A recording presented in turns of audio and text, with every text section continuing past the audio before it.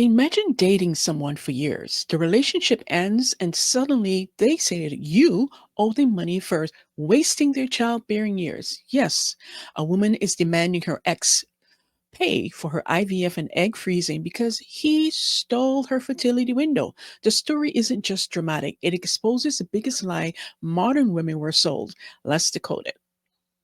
A 34-year-old woman is demanding her ex-boyfriend pay compensation, claiming he stole her childbearing years. After nearly a decade together, she says her 38-year-old ex ended things just as she was ready to start a family. She said she put her career and her goals on hold, believing they'd have kids, and now wants him to cover fertility treatments like egg freezing or IVF. Now, the story from the New York Post has gone viral, sparking a debate. Some call it justified. Others say it's absurd to blame an ex. Legal experts say her case wouldn't hold up in court, but it is raising some questions about love, timing, and who really pays the price when relationships end. Okay, so here's where the narrative gets exposed. She's not asking for closure. She's asking for compensation, like a breakup lawsuit. This is what happens when relationships are treated like business deals instead of commitments built on shared values. But look deeper. Now, according to News 18, it says here a UK woman asked ex to pay for her IVF after 10-year relationship ends. He stole my childbearing phase. A 34-year woman says her ex-boyfriend stole her childbearing years after a decade long the relationship ended. When long-term relationships end, heartbreak is expected, but one woman believes she deserves financial compensation too. A 34-year woman recently opened up about her breakup, and it says the man, 38, ended their relationship, leaving her single and emotionally drained after a decade together. In a letter to the Telegraph Moral Money column, the woman explained that she now wants her ex to pay for her IVF treatment. She says the breakup ruined her plans for marriage and motherhood, something she had been preparing for during their time together. The relationship, she wrote, was built on shared plans for the future. She had believed they were heading towards marriage and a family, but those dreams collapsed when her partner decided he wasn't ready for that stage of life. The woman shared that they bought a flat together and spent 8 years living as a couple. Before that, they had dated for 2 years, building what she thought was a strong and stable relationship. Over the years, she claims to have made several compromises for the relationship, adjusting her career path and taking on more household duties to support her partner's demanding job schedule. According to her, they had agreed that he would focus on his high profile career while she would take a step back when they had children.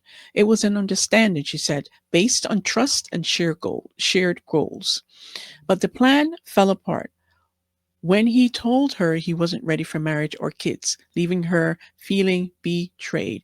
Here I am at 34, eggs twitching, ready for marriage and parenthood, but unexpectedly single and emotionally devastated, she wrote, describing how lost she feels after the breakup. She didn't lose her childbearing years because of a man. She lost them because she believed the feminist promise that you can have everything whenever you want. Life doesn't work that way. Biology doesn't negotiate, and regret isn't a bill you can send to an ex boyfriend. We told women they can delay motherhood, but we never told them the costs. There's a myth that we're telling women, which is that they can have children later if they freeze their eggs. It's a crazy myth, and some of them can, and some of them can't. My son's girlfriend is working in a law firm, and the law firm has said basically they will pay for the freezing of eggs to women. And it's a manipulative way of getting them to work many, many more years intensely. And they said, don't worry, you can have a baby when you're in your 40s. And what's happening is women are getting to their 40s and the eggs that they froze don't necessarily turn into embryos, and the embryos don't necessarily turn into babies. They're bereft because they were lied to. So we are telling a lot of lies to accommodate to a narrative that is quite an unhealthy narrative. Hey, I'm not mocking her for pain. Her fear is real, but the responsibility, that part is off.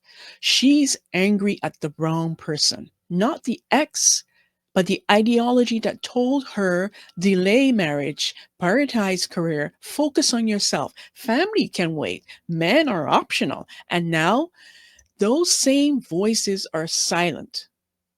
While she tries to clean up the consequences, she isn't suing a man, she's suing a worldview. Hi everyone. So I'm child free and plan to be child free for the rest of my life. And so I'm getting my fallopian tubes removed in October, the end of October. I was wondering what if any of you, sorry, stumbling over my words a little bit, if any of you have gotten it done, what was your experience like? Was it hard? Was it easy?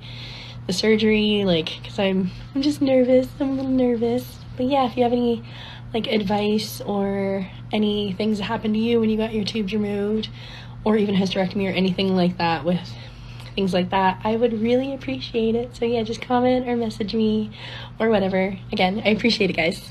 But here's the takeaway. Proverbs 19:3 says, a person's own folly leads them to their ruin against the Lord. We make choices and then we blame everyone else for the consequences when they show up. This isn't about revenge or fertility. It's about a generation waking up from a dream that was sold as empowerment but delivered regret. So, should he pay for what she calls its wasted years? Or is this just another symptom of culture that avoids accountability? Drop your comments below. I'm Kharisma, and here we just don't react. We decode the truth beneath the narrative. Remember to subscribe and share this episode. I'll see you tomorrow in the next one. Take care and bye for now.